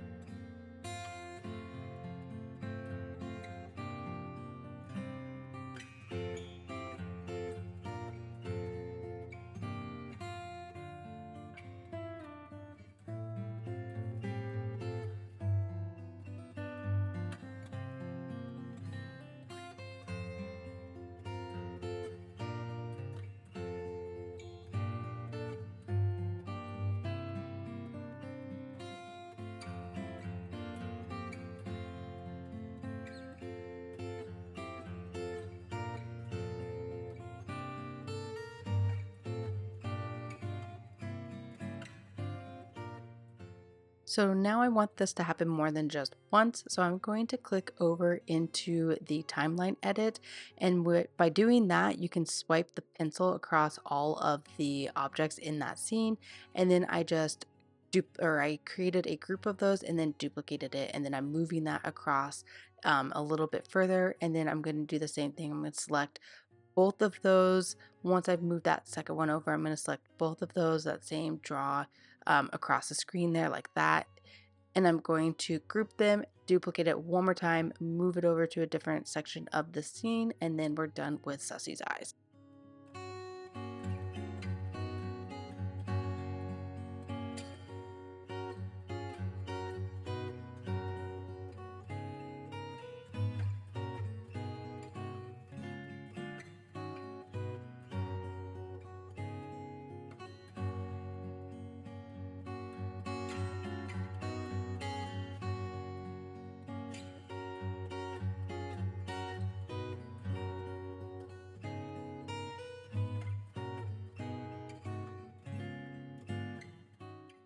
Now, one of the final things I want to do is actually have Derpy drop confetti down onto the parade. So I'm going to do that by moving the hand, and it's not going to be super complex. I'll show you what I do here. We're actually going to just kind of distort that hand to make it look like it's opening up.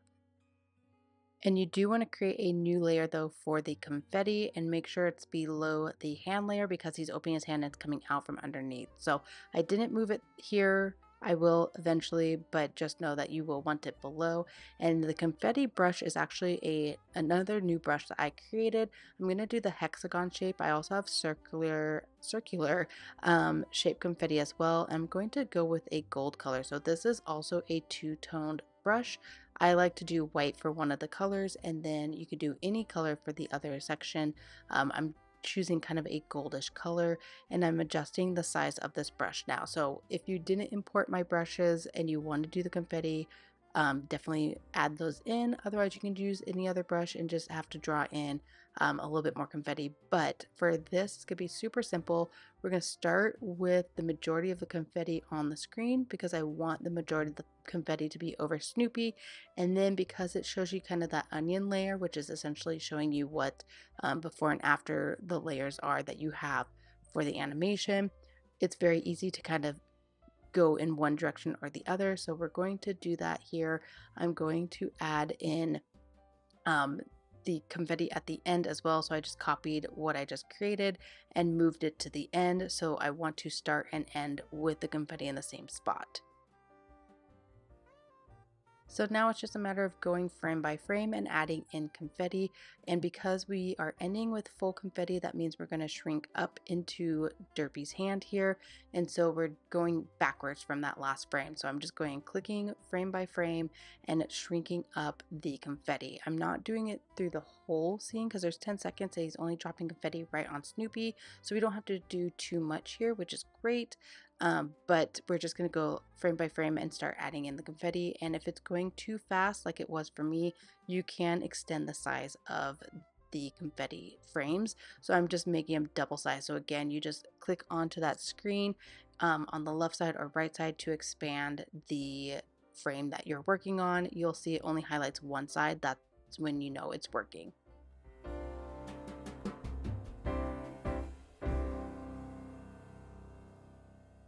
And I'm just going to continue adding the frame by frame here of this confetti going back up into Derpy's hand until you no longer see it, and then we're done with the end part of the scene.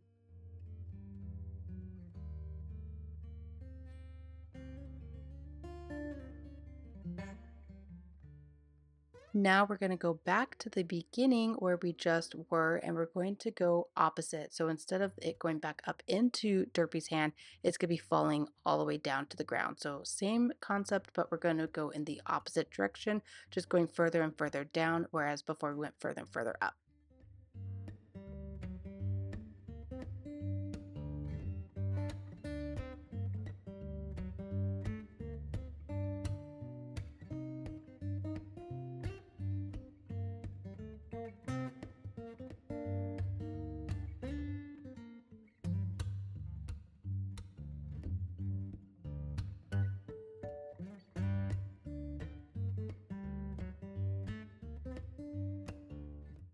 And now it's just a matter of watching it go full frame from start to finish to see if there's anything we need to touch up.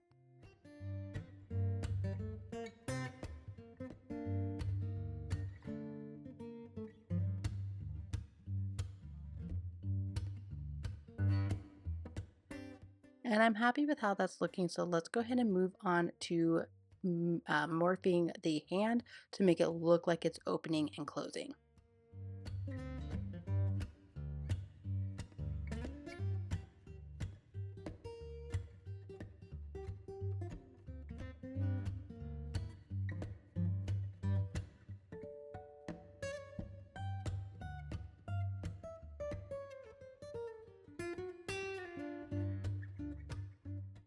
And now for Derpy's hand, to make it look like it's opening up, we're going to use the warp tool for this. And so I'm just trying to figure out the placing of where I want to start having the hand open up. So it's going to be fully open when the confetti is dropping, and then it's going to slowly go back to being back in this position here.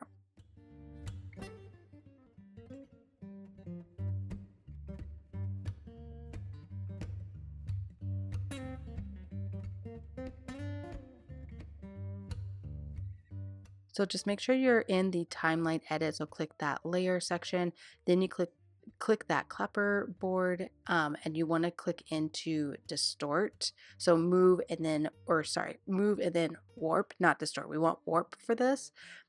And what we're going to do is start bringing the hand up. So you grab just these little circles and start bringing that hand upwards until it's looking how you want it to look. I'm just going to keep dragging some of these up little by little until it looks like the hand is open, and then I'll tweak a little bit of the edges. So I'm going to work on adding this hand in, making it look like it's open, and then we will come back through and see how the animation is looking.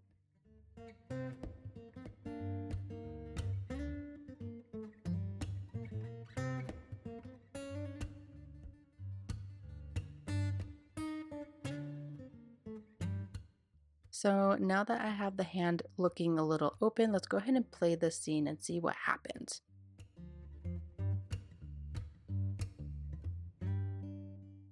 Now it's opening before I want it to for that confetti, which is going to be an easy fix. What I'm going to do is drag that clip over to the right until it lines up more with the confetti opening up and how I like it.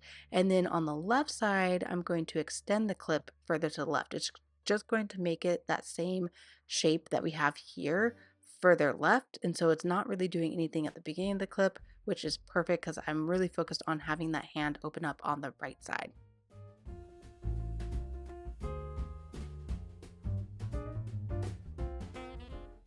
So just keep moving it over to the right until it's looking how you want it to look. Again, I'm going a little too soon for that hand opening up for the confetti, so I'm just going to keep moving it over, and then once I have it in position, I will move the left part of the scene over more. The other thing that you can do is move, there's these icons at the bottom, you can move them over. So I did end up moving that one to the right over more because it was opening and closing too quickly. So I moved that icon further right, and now it's slowing it down a little bit more when it's opening that hand, which is what I'm wanting for the scene, for this scene.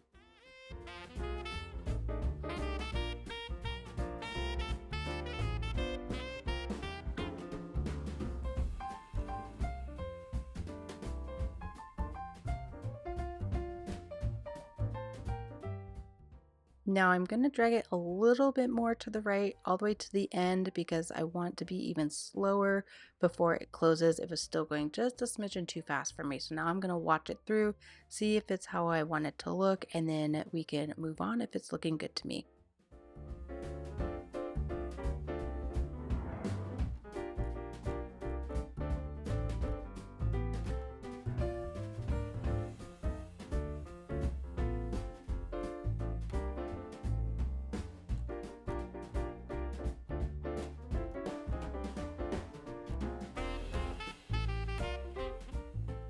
Now that's looking good, so I'm going to work on the clouds. Now the problem is I didn't have a background color selected for the scene because it's on a background layer in Procreate, which did not transfer over. So I think you just have to create a layer for that. So I just added in a layer here, and I'm just going into that paint section and just dropping in a blue background color for the sky. So that's the easiest way that I thought to do this. Otherwise, I would have to go over to Procreate and create a layer and bring that back over, which seems a little bit too complex. So I just ended up doing that here. So pick a blue color you like, drag and drop it just like you would in Procreate to the scene. Just make sure that the scene is below all of the other scenes that we have. And then you want to fill that scene with this, because when you're doing the paint in Procreate Dreams, it only does it frame by frame, whereas we want the blue to fill the entire frame. So just click into it and there's an option to fill the frame. So you just want to make sure that you do that.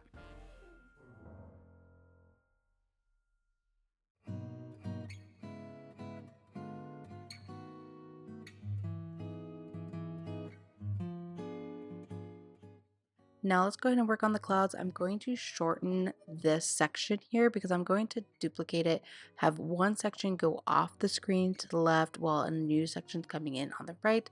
So I'm going to create a new layer. We're going to copy and bring this down below, and I'm starting that new layer off screen while this one floats from being on screen to off. So I'll show you kind of the process that I do here, but we want to be in timeline edit for this, so that we can work on it moving through the scene. We're going to be just moving the clouds. We're not going to do anything fancy for this. And in fact, we're going to be moving it in a linear way. And so I'm just going to, when you drag that scene across, hold your finger down and it's going to snap it into place. So then you're not going, up and down or wobbling or anything like that.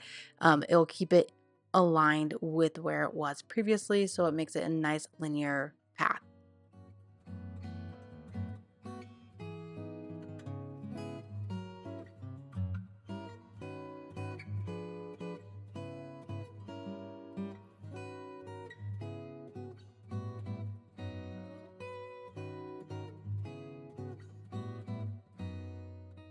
And I will admit this one took me a little bit of time to figure out because as I was moving the clouds, they were going a little too fast or a little too slow. And I wasn't sure how many kind of like keyframes or whatever they call it, sections I needed to add into, but it was actually a lot more simple than I thought. I just was overthinking it. Basically, you just want to go from point A to point B in a very linear way. So aside from dragging it from point A to point B, there's also a way to have it move kind of ease in and out or ease linear way across the screen, which is what I'll show you here in a little bit. But for now, I'm just kind of moving it across the scene to where I want it to end. And then, like I mentioned, we're just going to duplicate this layer and we're going to add a new layer with that duplicated cloud and have a cloud coming in from the right.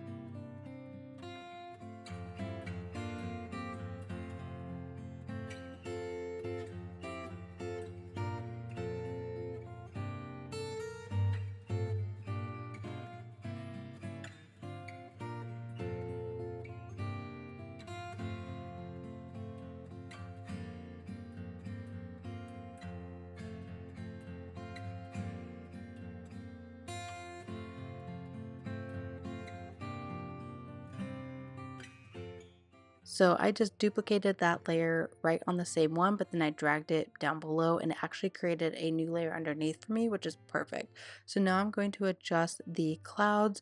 Again, I'm doing the bottom one starting off screen, kind of moving into the screen, and then I'll adjust these. I'll show you kind of how I adjust them to go linear way across the screen because it looks much nicer to me. I didn't want to do anything too fancy for these clouds. I really just wanted them to be very softly gliding behind the characters here.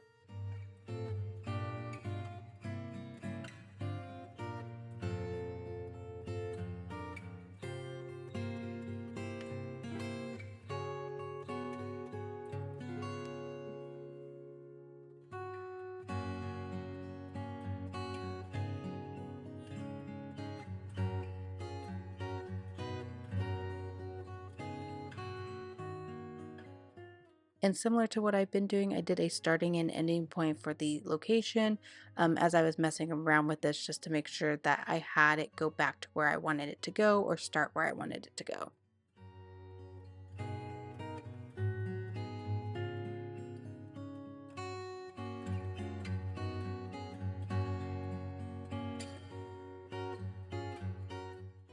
And a lot of this was just me messing around with these clouds, trying to move them across the scene. Again, I'm very new to Procreate Dreams, so I'm not very well versed in it. So this is just kind of me messing around with this, but I will jump in here in a second to show you what I did to get these clouds to move more gradually across the screen.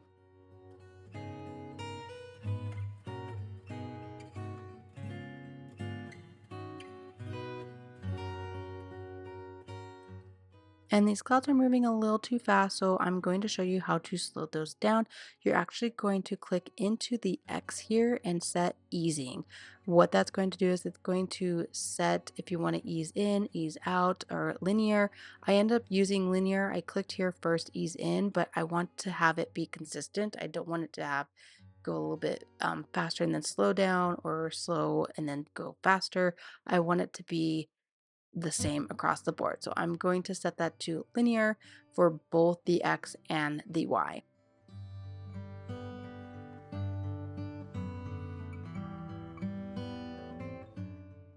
And I'm also going to delete the other X's and Y's here because we don't need them. It's too much. I just want it to go from point A to point B. So I'm just going to hover, kind of similar to what we did. I'm going to hold it down, what we did to set easing, and I'm just going to delete it. So go ahead and delete any of those X's and Y's that we don't need.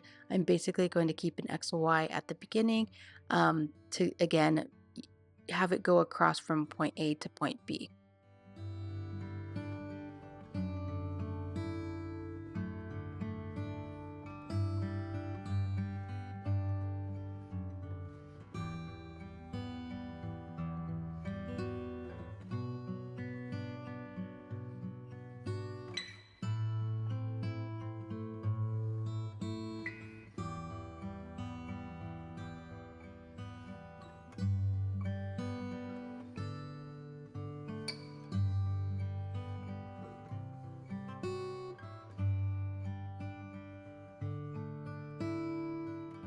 And then as a refresher, to get to the XY, just click into that marker that we have and then extend it. And then you can go in and delete any extra X's or set that ease. Again, we're using linear for that.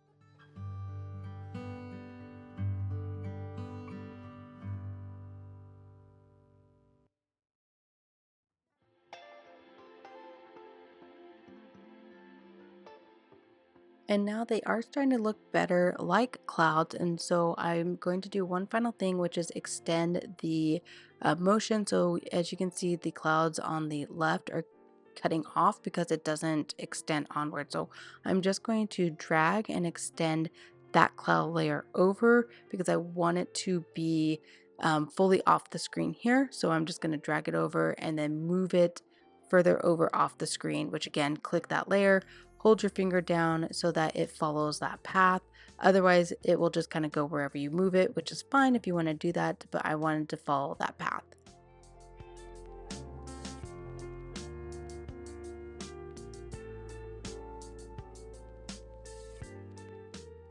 And then just make sure it's off the screen so that as it is doing the floaty clouds across the screen, it will be fully off when it's done. It's not going to just cut off and look awkward.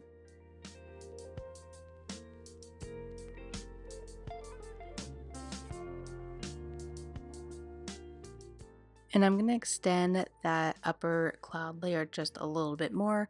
And then what I'm going to do is actually duplicate both of these clouds and put them on each other's track. The reason I'm doing that is the clouds on the upper part, they're going to be fully off the screen. And then I want to introduce the clouds on the right to come back in and just kind of loop through that. Whereas the clouds on the bottom, when they move all the way over, they're ending where the clouds above start. So we're going to duplicate and cross put them on each other's track, which it will make sense once you see it. So just hold down the track you want to copy, click copy, and then you can click into where you want to put it on that next track and click paste.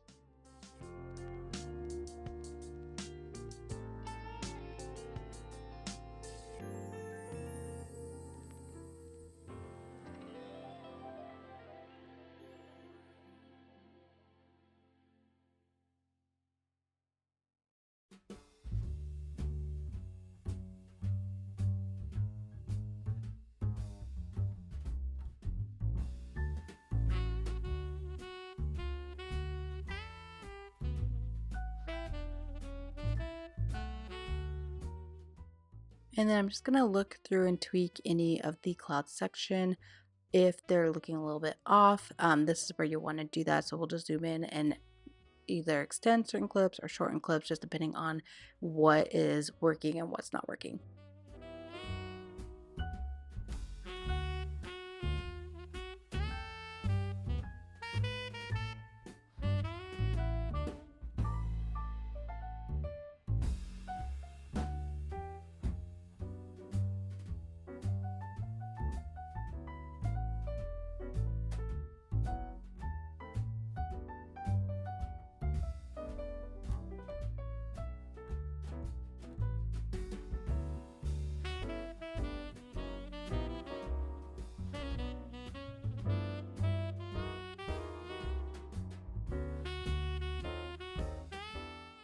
So one thing I need to just tweak on that upper um, cloud frame is I'm going to extend it all the way to the end, and I'm actually going to move this key part here to the right because I think it's just coming a little bit too soon. So I'm moving it to the far end, and I think that's what we want here for this scene.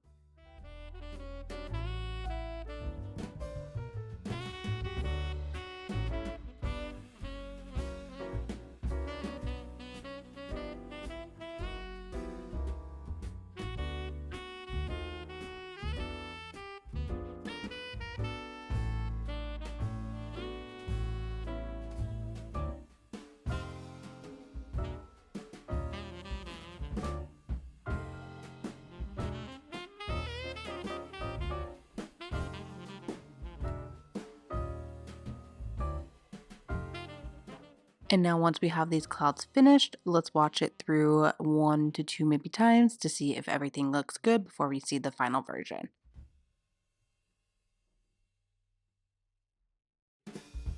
Okay, I'm happy with how this is looking, so let's see that final version.